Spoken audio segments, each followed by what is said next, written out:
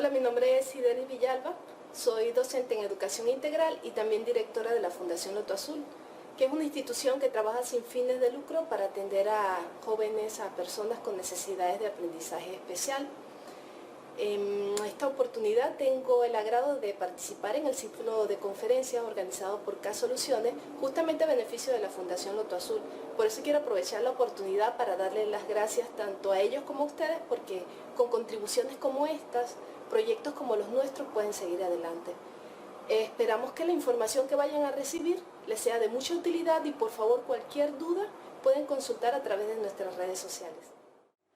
El tema de esta conferencia trata sobre la inclusión educativa y laboral de personas con necesidades especiales. Tiene como objetivo facilitar herramientas pedagógicas básicas para poder incluir a las personas con necesidades educativas especiales en el ámbito educativo y laboral. Empezamos entonces definiendo algunos términos importantes para la comprensión del nuevo paradigma inclusivo, entre ellos la exclusión, segregación, integración e inclusión. Abordemos entonces lo referente al término exclusión. En este modelo se calificaban a las personas como normales o anormales. Las personas con condiciones físicas, mentales o sensoriales por debajo del promedio se etiquetaban como anormales. Se les recomendaba a sus responsables mantenerlos en casa para evitar incomodidades al resto de la sociedad. Algunos diagnósticos solían clasificarlo por su edad mental como idiotas, imbéciles o estúpidos. Es decir, personas que difícilmente llegarían a ser productivas y por lo tanto en un contexto revolucionario industrial eran prescindibles en la sociedad. Luego de algunos avances en la medicina y áreas psicopedagógicas, y también debido a la necesidad de la familia de tener tiempo para poder ser productivos en la sociedad modernista, fueron financiadas instituciones en las cuales se ofrecía atención reclusiva o de rehabilitación a estas personas. En este modelo se sustituyen los términos de idioticia, imbecilidad y estupidez por minusvalía, invalidez, discapacidad, es decir, podían tener contactos social con otras personas similares a ellos y con los especialistas que los atendían. Sin embargo, seguían siendo atendidos aparte del resto de la sociedad. Luego de la Segunda Guerra Mundial, la Declaración de Derechos Humanos y el incremento de personas con dificultades físicas debido a la guerra, entre otros factores, surgen los calificativos de personas con necesidades especiales, personas con habilidades diversas, personas con dificultades de aprendizaje o con necesidades de aprendizaje especial. Y aparece un nuevo modelo conocido como médico rehabilitador, en donde se aspiraba a integrar a estas personas a la sociedad luego de una habilitación o rehabilitación de sus capacidades. Es decir, dentro de cierta guía, pero en salones o condiciones aparte de los demás. Actualmente, con los avances de nuestra sociedad en materia de derechos humanos, se busca implementar un modelo social de inclusión. ¿De qué trata? De que no solo son las personas con necesidades educativas especiales las que deben integrarse a la sociedad, sino que es la sociedad la que debe adaptarse con sensibilidad a la condición de todos sus ciudadanos, brindando equidad en las oportunidades a todos, es decir, diseñar programas educativos adaptados a distintas condiciones físicas, mentales y sensoriales de los educandos, facilitar el libre acceso de las personas con dificultades sensoriales o de movilidad a las calles, o a través de legislaciones que incluyan la modificación de edificios o calles para tal fin. En resumen, podríamos definir entonces la exclusión como un modelo de prescindencia de las personas con necesidades de aprendizaje especial, en donde suele ser confinada al hogar y se aísla completamente de la sociedad. La segregación implica un modelo tradicionalista en el cual las personas asisten a instituciones de atención educativa u hospitalaria especializadas en sus condiciones específicas y en donde pueden sociabilizar con otras personas con condiciones similares y los especialistas que se les atiende, pero no con la sociedad en general. La integración es un modelo de interacción social en el cual se evidencian los primeros intentos efectivos de hacer participar a las personas con necesidades de aprendizaje especial en un contexto social real, a través de un proceso de habilitación o rehabilitación de sus capacidades. Pero esta interacción suele mostrar indicadores de exclusión y segregación indirecta, porque a veces se atiende a las personas en aulas apartes de las personas con condiciones regulares, o en algunas ocasiones al estar dentro de ella se invisibiliza la presencia de la persona con necesidades especiales, como por ejemplo cuando se permite que niños con autismo en el aula de clase regular pasen horas solos debajo de una mesa, o cuando no se aplican las herramientas para que estos niños interactúen con otros en el aula de clase o en las horas de recreo. La inclusión es un modelo social ideal en el cual se busca una interacción efectiva y bidireccional de las personas con condiciones especiales específicas y aquellas con capacidades promedio, teniendo como paradigma principal el hecho de que no solo son las personas con necesidades especiales las que deben adaptarse a los condicionamientos de la sociedad, sino que también esta debe generar cambios que brinden oportunidades equitativas a todos sus ciudadanos, en especial a aquellos más vulnerables. En el segundo punto de esta conferencia voy a hablar un poco sobre la importancia de la observación como elemento fundamental para la inclusión de personas con necesidades especiales en el aula de clase regular. Suele ocurrir en muchos casos que al no aceptar los familiares el hecho de que su hijo presenta una condición de atención especial, los inscriben al aula regular sin informar que tienen condicionamientos diferentes a los demás niños. Aquí es cuando empieza el predicamento de muchas docentes que no están preparadas con las herramientas necesarias para poder incluir a este niño dentro del aula. En ese caso, el docente debe actuar de forma rápida y asertiva. Una recomendación sería de la siguiente manera. En primer lugar, debe realizar lo que se conoce como registro anecdótico, es decir, en un cuaderno o en una carpeta, anotar las conductas o rasgos llamativos o disruptivos en el aula de clase, describiendo de la forma más objetiva posible lo que ocurrió y su contexto, al igual que la fecha y la hora precisa. Por ejemplo, supongamos que un niño hizo una intervención y todos los compañeros empezaron a aplaudir. Inmediatamente el chico con condiciones especiales se tapó los oídos y empezó a gritar de una manera imparable. Ese tipo de conducta es importante ver qué fue lo que ocurrió alrededor del niño y anotar de una manera objetiva qué fue lo que el niño hizo. Por ejemplo, decir que el niño se puso agresivo al momento de escuchar a los demás niños aplaudiendo no es una descripción objetiva, porque el hecho de que el niño se tape los oídos y empiece a gritar no quiere decir que está siendo agresivo. Por eso hay que describir de una manera que explique a detalle los gestos y las acciones que ocurrieron en ese momento, de la misma manera colocando lo que es la fecha y la hora.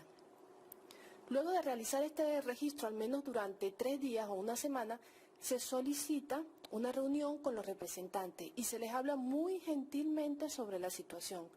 Se les entrega una copia de registro anecdótico y un documento de remisión a un psicólogo o neurólogo, según sea el caso, ¿no? Revisado y firmado por la dirección de la institución y por el docente. Con estos primeros instrumentos a mano, los representantes se ven obligados o motivados, según sea el caso, a dirigirse a un especialista para obtener un diagnóstico y luego de ello van a ser remitidos a un especialista en psicopedagogía, quien hará una evaluación y diseñará un plan educativo que podría ser adaptado al aula regular. Por su parte, él o la docente debe realizar una adaptación curricular para poder incluir a la niña o al niño con condición especial en el aula. Más adelante vamos a ver algunos ejemplos de este tipo de herramientas. Es de mucha utilidad en la realización de una adaptación curricular que el docente, el facilitador, el terapeuta pueda tener previamente un instrumento inicial de evaluación pedagógica. En este instrumento él puede resumir o elegir los indicadores que puedan darle una idea de cómo están las habilidades adaptativas básicas del niño en cuanto al área psicomotriz, y dentro del área psicomotriz las conductas motrices básicas instintivas, la psicomotricidad gruesa, psicomotricidad fina, su visomotricidad, lateralidad y equilibrio. Entre algunos ejemplos de indicadores del área psicomotriz que pueden ser adaptados a la planificación educativa del aula regular, podríamos mencionar lo siguiente, iniciando con el área psicomotriz, lo referente a las conductas motrices básicas instintivas, es decir, si el niño coloca sus manos en posición correcta cuando cae frontalmente, cuando lo hace de espalda, y si puede parpadear cuando uno aplaude con las manos frente a sus ojos. También en el área de la psicomotricidad gruesa, si coordina los movimientos de sus brazos y piernas cuando camina, si camina de puntillas, si el niño corre sin tropezarse, si la niña corre sin caerse, si es capaz de trepar y si puede saltar en sí misma. En la psicomotricidad fina, revisaríamos si corta con tijeras libremente una figura, si lo hace sobre punteados con grosor grande, medio o fino. Si es capaz de sostener el lápiz con una presa palmar o si puede hacerlo con una presa digital pronada, con una prensa trípode estática o si tiene una pinza trípode dinámica, como pueden ver en las figuras. Es capaz de colorear dentro de figuras con grosor de 3 centímetros o si puede hacerlo dentro de figuras con un grosor de 1 centímetro, de 0,5 centímetros. En cuanto a los indicadores de autoayuda, podríamos mencionar los relacionados con la ropa. Se quita y se coloca la camisa, puede quitarse y colocarse el cinturón, puede abotonar su ropa también.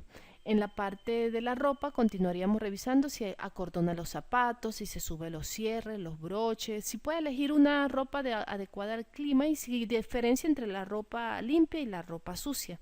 En el área de la comida, revisaríamos si puede sacar alimentos de la despensa o del refrigerador, si prepara alimentos sencillos para sí mismo, si guarda alimentos en sus lugares de costumbre, si es capaz de realizar recetas sencillas y si reconoce el buen estado de los alimentos cuando va a comerlo.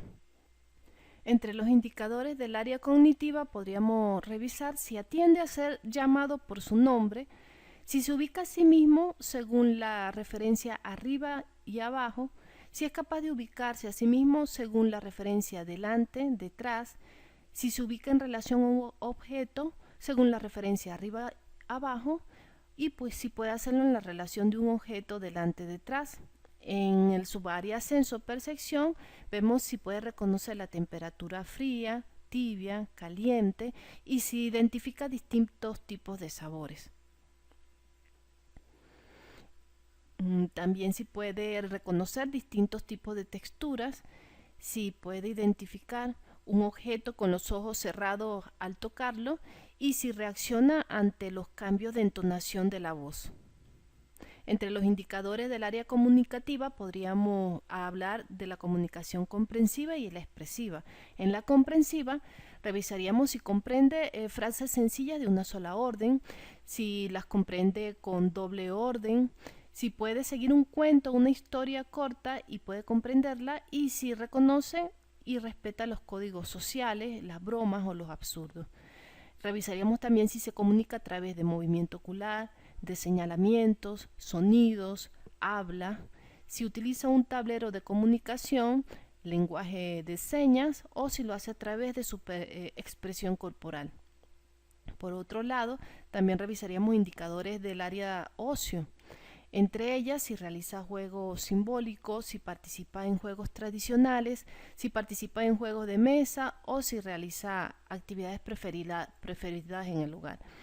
En los indicadores del área social podríamos mencionar si es capaz de responder a gestos sociales, si inicia y mantiene relaciones, si diferencia pautas sociales según el grupo y el entorno, si defiende o busca ayuda, si se defiende a sí mismo, busca ayuda en situaciones de peligro, si respeta y aguarda turnos para participar, si puede reconocer y respetar a las autoridades y si reconoce y repara un error o puede pedir disculpas. Estos son solamente una mínima parte de los muchos indicadores en distintas áreas y subáreas que nosotros podríamos utilizar para poder integrarlos o incluirlos dentro de una planificación con adaptación curricular para personas con necesidades especiales. Evaluadas ya las habilidades adaptativas básicas del niño, podríamos pasar entonces a las estrategias para la inclusión de niños con necesidades educativas especiales en el aula regular. Una de estas son las que están relacionadas con el método de aprendizaje cooperativo. Este método consiste en crear condiciones y aplicar estrategias para que el niño pueda relacionarse efectivamente tanto con su docente como los compañeros de clases, a través del establecimiento de objetivos en común que contribuyan a un crecimiento y aprendizaje integral para todas las partes. Para la realización de esta técnica es necesario contar al menos con los siguientes actores y elementos. 1. Una buena adaptación curricular. Es decir, el docente debe seleccionar dentro del currículum del sistema educativo de su país los indicadores con potencial a ser logrados por el alumno dentro del grado o del nivel que curse. 2. Una adaptación de las actividades en función del indicador planificado para los niños regulares. Se incluye una actividad que desarrolle competencias que el niño o la niña necesite. Es decir, de los mismos indicadores y competencias que están en el currículum básico nacional para niños regulares, algunos de ellos se eligen para que el niño con necesidades de aprendizaje especial pueda trabajarlos también, si es posible todos. Y 3. Elección de monitores.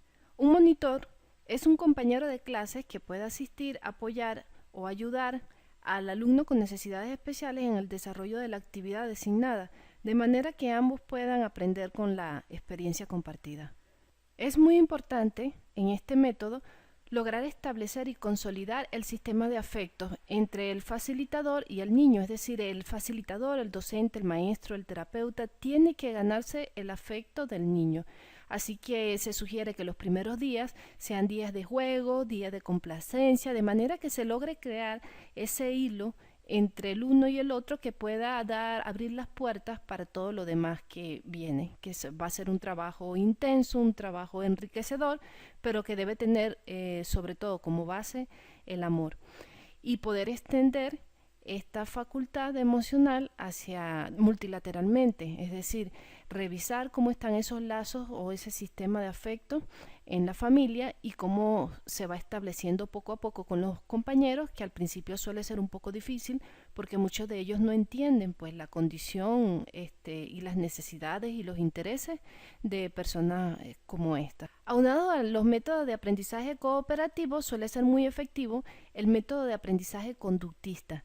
Este método consiste en aplicar estrategias de modificación de conducta que permitan a la persona reconocer su potencial, desarrollar las capacidades, habilidades y destrezas para poder alcanzarlo y en muchos casos superarlo. Uno de los métodos considerados como más efectivos en este sentido es el método de análisis conductual aplicado, conocido también como método ACA o ABA en inglés, que podría resumirse esencialmente en 3 acciones principales. 1. Explicar. 2. Solicitar. Y 3. Reforzar. En el primer punto se le explica y ejemplifica verbal, gestual y corporalmente al niño la actividad que se va a realizar y el resultado obtenido luego de hacerla.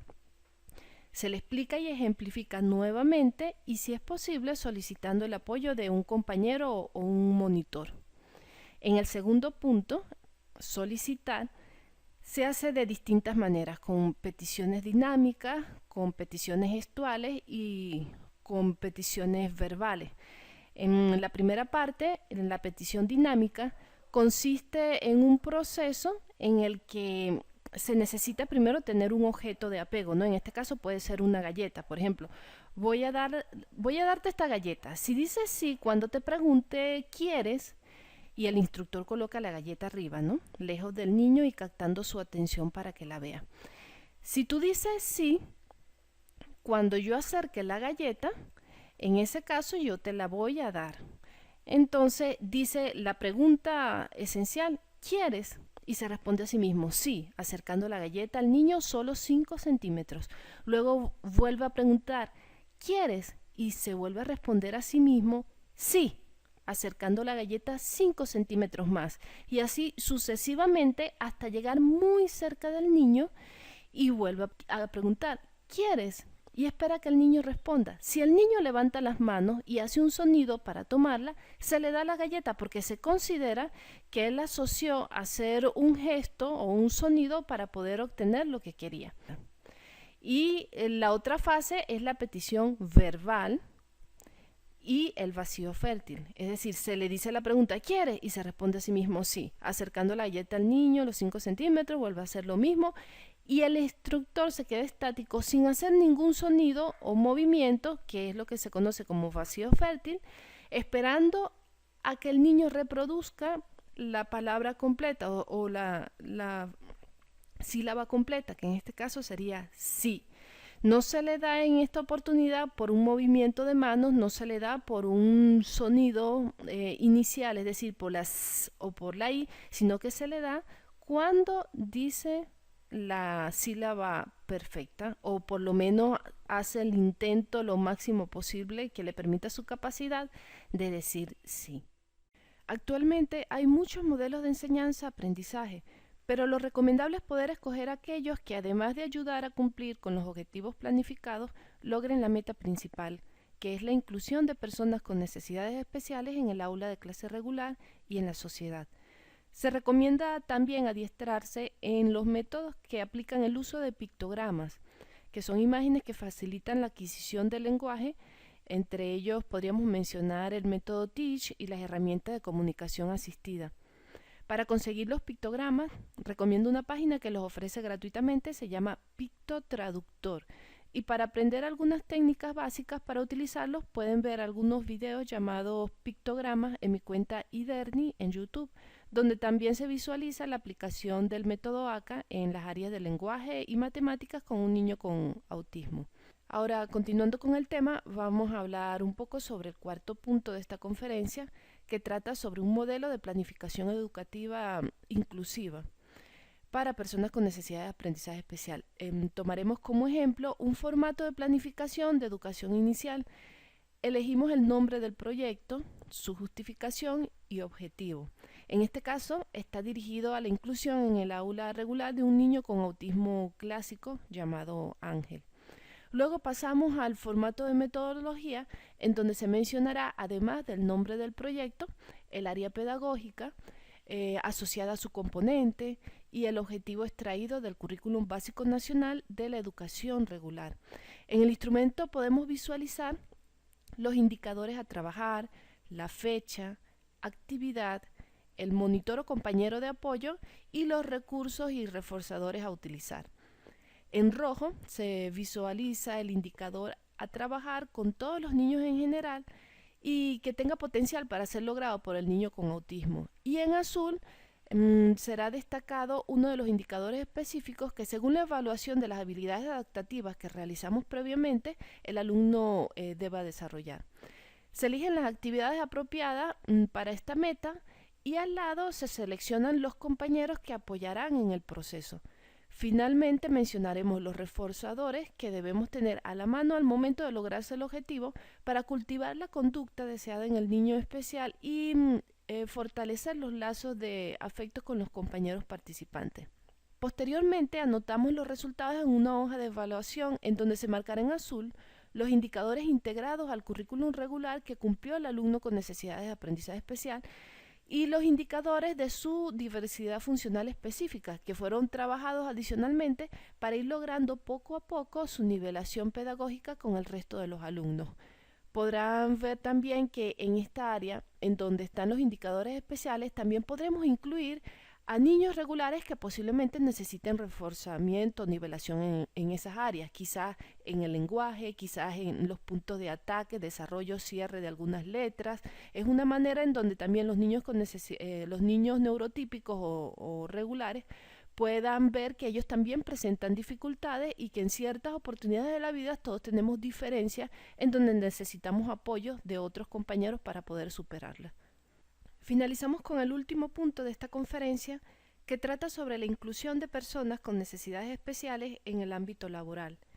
Quisiera hacerlo conversando un poco sobre mi experiencia en la Fundación Loto Azul, una institución que atiende a personas con necesidades especiales en el ámbito educativo, artístico, laboral. Loto Azul surge ante la necesidad de un grupo de padres, representantes y mi persona de crear un espacio en donde las personas a quienes se les dificultó acceder a los estudios regulares superiores pudiesen continuar su formación educativa, laboral y su crecimiento personal, ya que muchas de ellas terminaban siendo excluidos de la sociedad y confinados al hogar. por temor a ser maltratado fuera, en especial las niñas, adolescentes o mujeres con esta condición. El nombre de loto azul proviene de la capacidad que tiene esta flor para surgir en medio de condiciones adversas, facultad asociada a la meta de la institución, que es lograr que la persona pueda superar sus limitaciones y contribuir además con el entorno que le rodea de una forma o de manera positiva. Para ello utilizamos sistemas de capacitación cooperativa basados en 3 estadios dinámicos de la flor de loto, que llamamos loto alba, que es la que sale completamente abierta en la mañana, loto céfiro, que se semicierra al atardecer, y loto luna, que cierra completamente en la noche. De la misma manera, hay personas con diversidad funcional que poseen dificultades leves, moderadas y severas, y que trabajando en conjunto y aprovechando las habilidades particulares de cada uno, pueden realizar un trabajo hermoso, producto de justamente del trabajo en conjunto. Este entrenamiento ha llamado la atención a varias empresas que solicitan la contratación de algunos de los chicos para poder formar parte de su talento humano. Otros, con condiciones un poco más comprometidas, interaccionan con la sociedad a través de nuestros programas de servicios comunitarios, en donde las instituciones educativas regulares, secundarias y universitarias se incluyen como participantes y colaboradores en nuestra institución. Una de las principales recomendaciones que me gustaría darle a los padres de niños con necesidades especiales, como director de un taller laboral para personas con discapacidad, es que desde el primer momento que haya la más mínima sospecha de que su hijo venga con alguna dificultad de aprendizaje, trate de superar el proceso de negación lo más rápido posible. Supere el duelo de manera resiliente y mire hacia adelante para poder iniciar un proceso terapéutico asertivo y responsable en el niño o la niña. Porque si resulta que el diagnóstico fue equivocado y efectivamente el niño no tenía nada diferente, seguramente la terapia le va a ayudar a desarrollar algunas habilidades cognitivas avanzadas incluso para su edad, lo que no le haría mal, sino todo lo contrario. Pero si el diagnóstico es acertado y por temor no se actúa a tiempo, el proceso de nivelación para nosotros, los educadores, para los terapeutas, para los trabajadores de los talleres laborales, va a ser mucho más difícil. El momento de actuar es ahora. Siempre con una visión positiva, siempre agradeciendo cada una de las condiciones que nos brinda la vida para aprender a ser mejores personas, viendo lo mejor en cada uno de los que nos rodean. Una persona con necesidades especiales llega a una familia por una razón, y una vez que logremos descubrirla, agradeceremos cada segundo del privilegio de compartir con ella en esta vida que nos ha tocado. Una vez más les agradezco a todos por su tiempo e interés en este tema y espero que les haya sido útil la información. Y pues quiero despedirme con ustedes con el lema de nuestra institución, que dice: así como el loto, el ser humano puede surgir entre la adversidad puro, hermoso y fragante de virtud. Gracias.